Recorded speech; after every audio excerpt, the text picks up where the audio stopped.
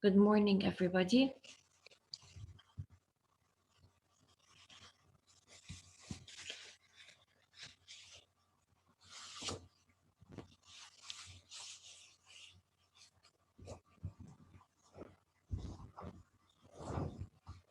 Okay, Miss. Before we start today, we are going to do something related to Mother's Day. The school asked to do. We will do it, and then we were going to start our session. Okay.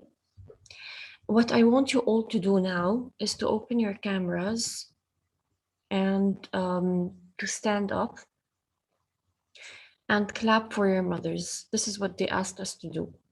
So please open your cameras, clap for your mothers, and for 1 second, that's it, okay? And then turn off your cameras and we'll continue our session.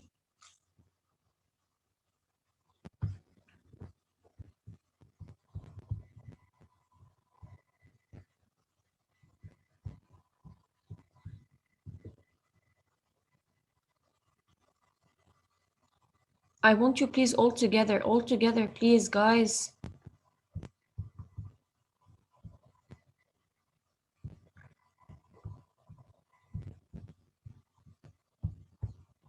Yes, please, all together.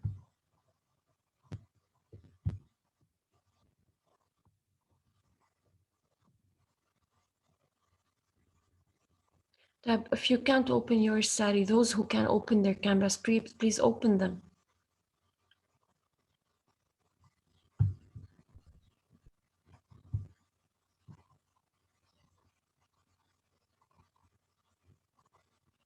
Only Adnan can open his camera.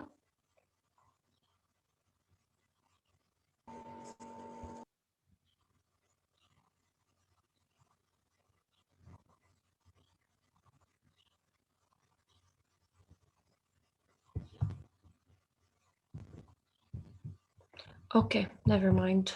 Thank you. If your cameras, some of your cameras are broken, some are disabled, whatever. Let's start.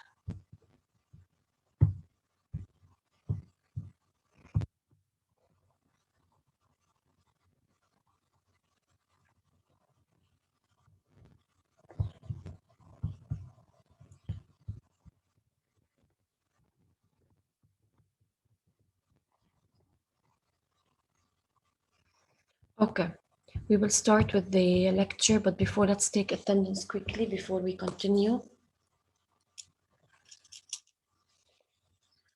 Okay, you are allowed already to unmute yourselves. Unmute yourselves, all of you now, just for 1 second. Yes. Yeah. Okay. Yes, Hamad Bawab. Hamad Bawab. Okay, Reem. Present. Maya. Maya. Present. Selena Bawab. Present. Noura. Present. Lamar. Lamar. Adam Hajaji.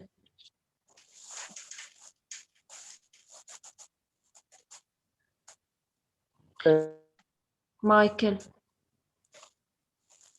Present. Dalal. Dalal. Hassan Sroor.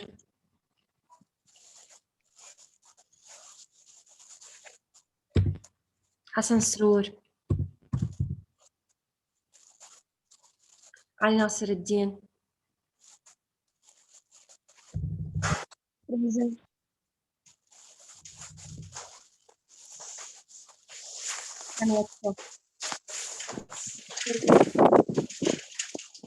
Karam. مسكر الباب شايف الهواء. ماما فتحته. Karam. Karam. Adam Araoune. Present. Adam Hayek.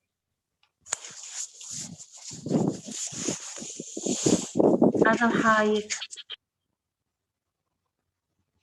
Jude. Present. ليا دايخ.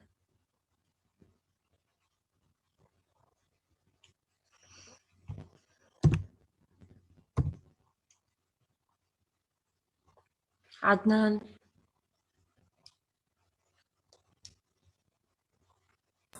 Present. كارلو. Present. حلا. حلا. ساري.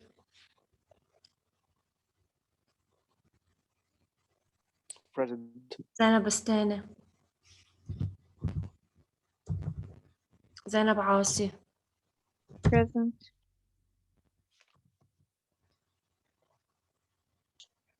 زهراء جابر. عايش حيمة. Present. حسن سرور.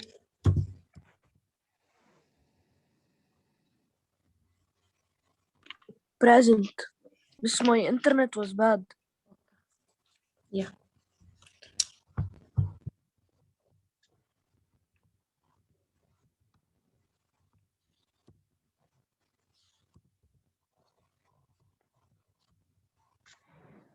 Yes, عدنان.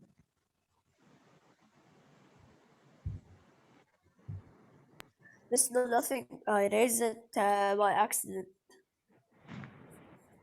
Okay, let's start now, please. Okay, so today we are going to start with a new lecture. And today's lecture is a reading comprehension lecture, a reading comprehension lesson. We are going to start with a new theme. And something related to you as teenagers, okay? So let's start first with the theme, okay? The title of our theme for this week is Expressing Feelings. You know that every one of us has certain feelings, feels something different than somebody else. Every situation or every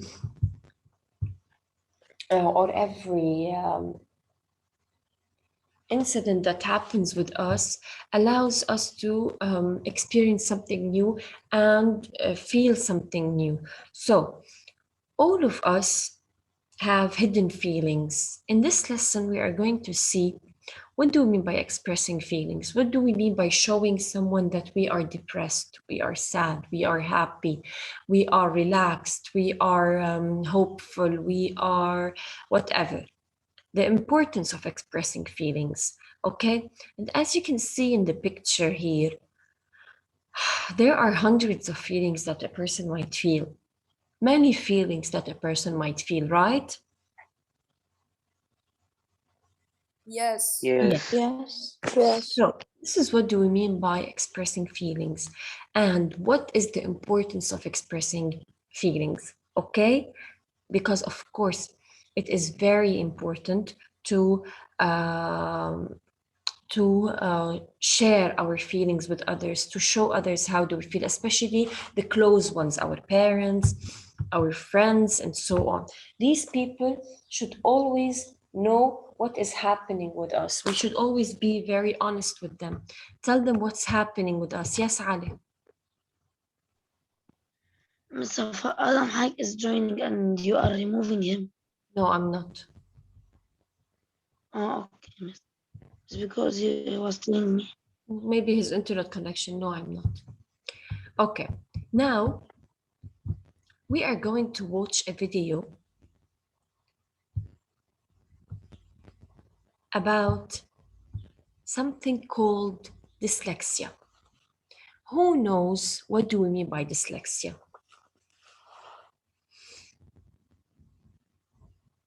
Does anybody know what do we mean by dyslexia? It Have you means ever that heard of other people cannot read, like. Very good. Dyslexia is when someone has a certain disability, especially students يعني has certain disabilities and they cannot read. They cannot read because يعني their brain doesn't memorize the shape of the letter. يعني they see the letters in different way than we see them, the letters. So now we are going to see how does a person who suffers from dyslexia see the letters, why can't they read, and how do they act. So let's see this video about dyslexia because this is very important, and then we are going to continue. Okay.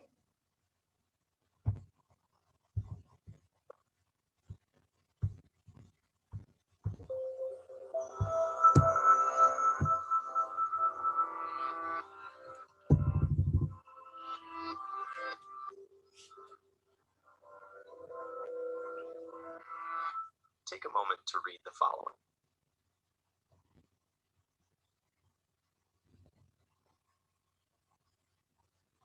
How was that? Frustrating? Slow? What were those sentences about? They're actually a simulation of the experience of dyslexia. Okay, so as you can see,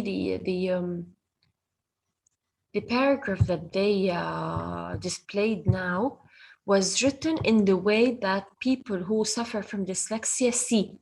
Yani they see some letters in a different way, some letters that are not found. They add some letters that doesn't exist in the word, and so on.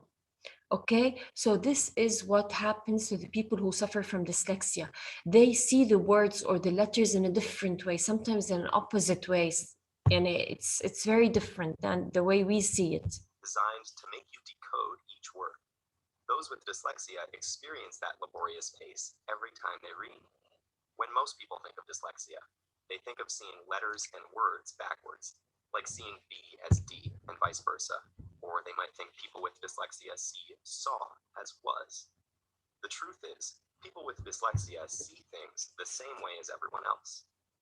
Dyslexia is caused by a phonological processing problem, meaning people affected by it have trouble not with seeing language, but with manipulating it. For example, if you heard the word cat and then someone asked you remove the C, what word would you have left? At. This can be difficult for those with dyslexia. Given a word in isolation like fantastic, students with dyslexia need to break the word into parts to read it. Fan-tas-tic.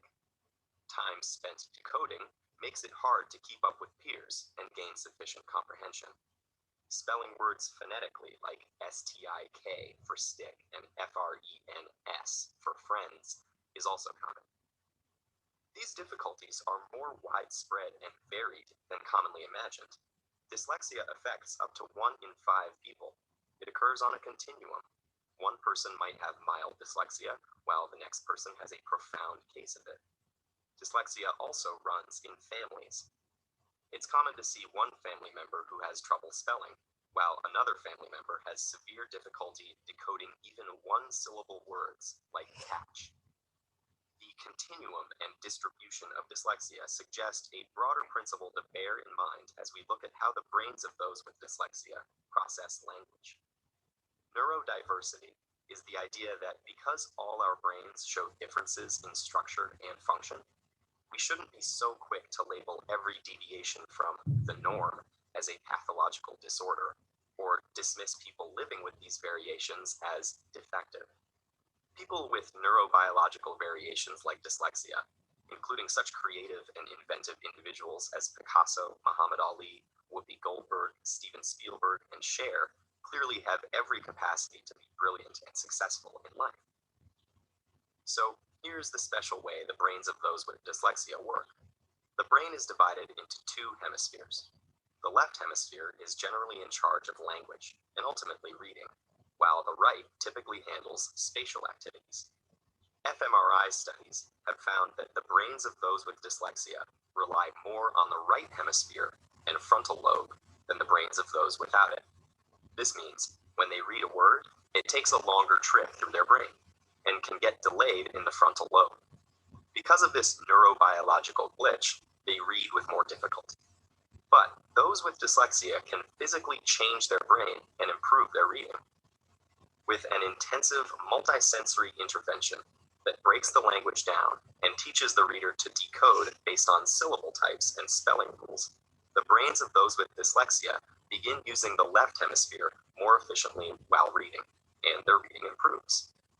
The intervention works because it locates dyslexia appropriately as a functional variation in the brain, which naturally shows all sorts of variations from one person to another. Neurodiversity emphasizes this spectrum of brain function in all humans and suggests that to better understand the perspectives of those around us, we should try to not only see the world through their eyes, but understand it through their brains.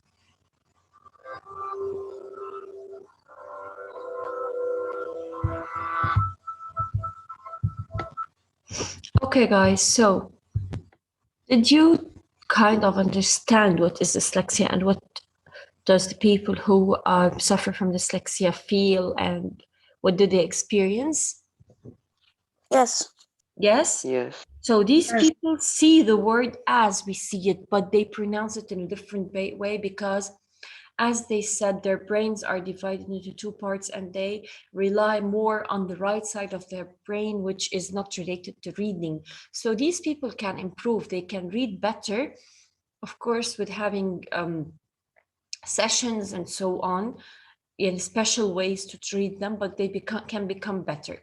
Why did I ask you to watch a video about dyslexia? Because our lesson today is about a person, a student who suffered from dyslexia, and he's going to tell us what happened to him and of course how did he feel, because you know people always bully such people and such students. They make fun of them Hi, because they Mustafa. Sorry for not joining. it's okay. Because you're not letting me in. I don't know Okay. why. Okay, never mind. So these people, as we said, sometimes are being bullied, and that's why they should express how do they feel, and they should express their feelings. So did you understand in general what is dyslexia? Yes. Okay. Now Yes. let's move to the genre. Finally, after 2 semesters, we are going to start with a new genre. You know, at the beginning of the year, we were just taking expository texts, informational texts. This was our genre. And now we are going to move to a completely different genre, which is the personal narrative writing or personal narrative text. First of all, before I start with the definition of this genre, I'm going to start with the word personal. And when I'm saying personal, it means it's related to the person who is telling the story or who wrote the story. It means something that happened with this person, with him. So personal narrative is the genre that we are going to cover for this this week.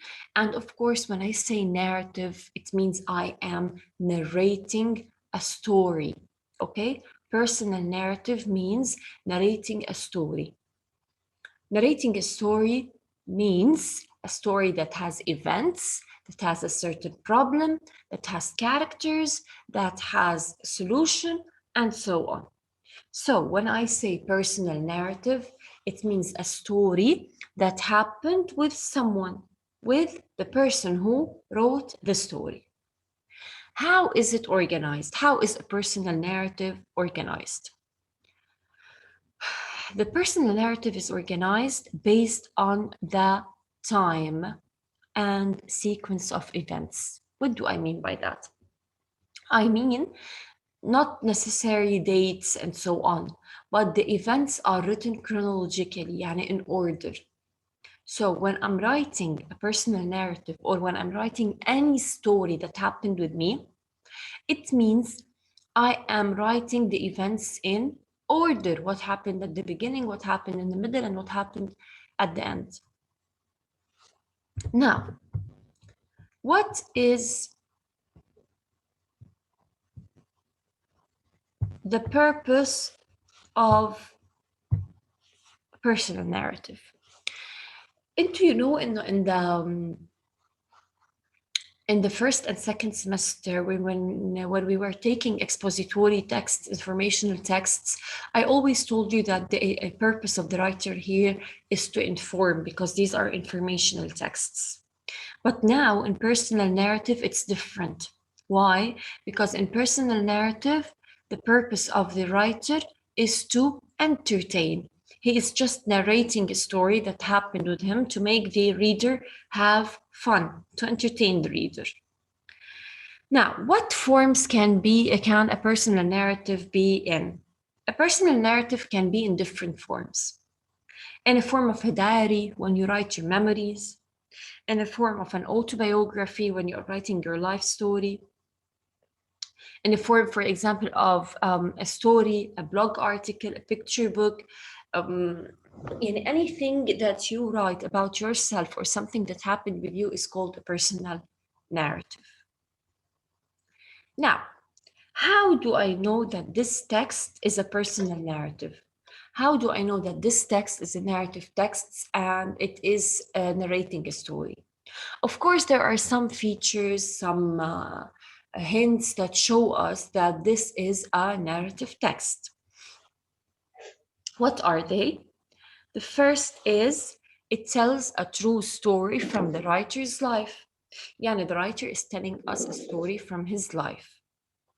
It uses I and me and is told from the first point of view. It uses I and me. Why does it use I and me? Because the author is writing a story about himself, about a story that happened with him. So of course he is going to use I and me because he's talking about himself. It expresses the writer's thoughts and feelings. Of course, you will realize or notice through the story while reading the story that the author is talking about his thoughts and feelings. It develops the experience with narrative techniques such as dialogue and description. It develops the experience, it means it expresses, it explains the experience that the author passed through with narrative techniques, yani with a problem, event, solution, such as dialogue and description also. It means that the author describes. What does he describe? He might describe the place that the story happened in. He might describe his feelings. He might describe the people that are with him in the story. All of these are descriptions. And it might contain a dialogue. A dialogue is a conversation between the characters in the story, and this also shows lots of feelings and details about the story. It begins with an interesting lead and gives a sense of closure that at the end. It means the narrative story usually starts with an interesting beginning, something which motivates the reader to continue reading. And it gives a sense of closure at the end. It means a sense of excitement at the end of the story. Of course, added to that, we always use the past simple tense in the narrative writings, whether personal or not personal, or biography or anything else. Anything which is called a personal narrative, anything which is related to narrating, it means you are going to use the past tense. Clear till now? Yes. Yeah. Okay. Yes. Now we are going to move to the vocabulary words. Now this is your job. I will give you 2 minutes, 3 minutes. We still have أصلاً 12 minutes, okay? So I will give you 3-4 minutes to read the sentences and try to find the meanings of the underlined words through context clues, يعني through the sentence. By reading the sentence, you might guess the meanings of the word. Start. I will give you 3 minutes. Please do not answer until I tell you time is over. Go ahead.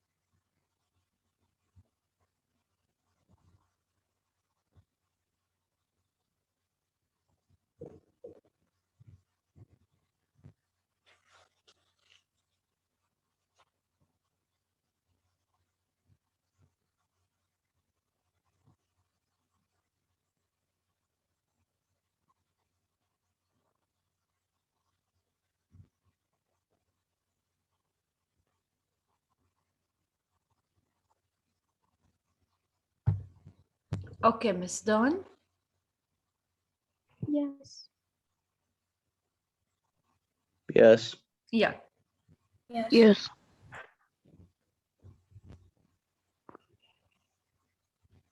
Let's start. So you can substitute oil for butter while preparing cake. Who knows? What do you mean by substitute? Yes, Aya. You're using something else Yes. without using the other.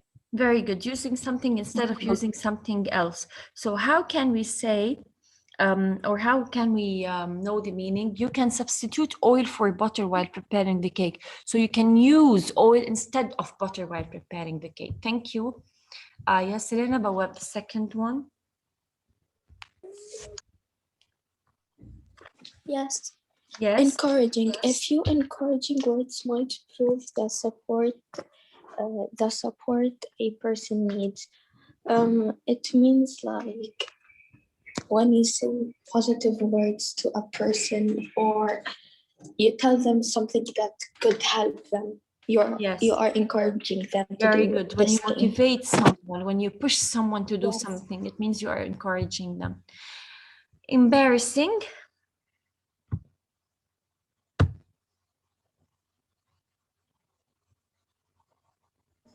Miss, Yes. humiliating. What? And miss to someone to humiliate someone. It's not humiliating. It's like feeling, let's say we can feel embarrassed means feeling shy of something, maybe feeling, you know what do you mean by feeling shy?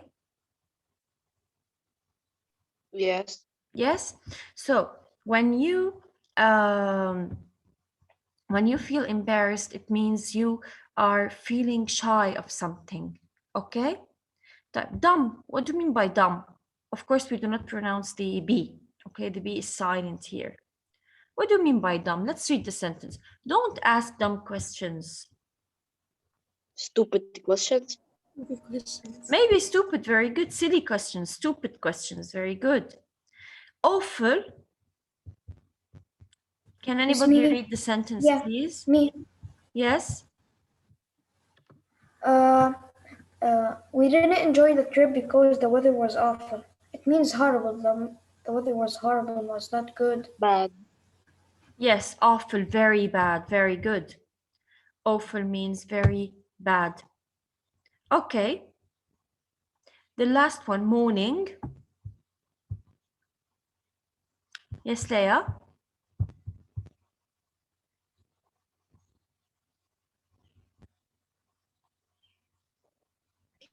Now, miss, Read the sentence, please. the workers were all mourning about the amount of work they had. The workers were all mourning about the you amount of work they had. So what do you mean by that? The workers were mourning. complaining, actually. Very good. Complaining. Excellent. They were complaining. Very good. So let's read the meanings of the words. We still have 3 minutes. We'll read the meanings of the words and we'll stop here for today. So substitute is to use someone or something instead of another person or thing. Encouraging, making someone feel more hope and confidence. Embarrassing, making you feel shy or embarrassed. Dumb, stupid or silly. Awful, very bad. Mourning, to say that something is wrong or that you are angry about something, or simply complaining about something. Okay? Okay. Is everything Okay. clear? Yes, miss. Okay, miss. great, great. Yes. Okay, so thank you so much for attending today. I don't know if you, anyways, tomorrow we will continue. with the skill and with the rest of the lecture. Please, if you didn't watch the video, watch it. It will benefit you. Okay. Thank you all. Goodbye.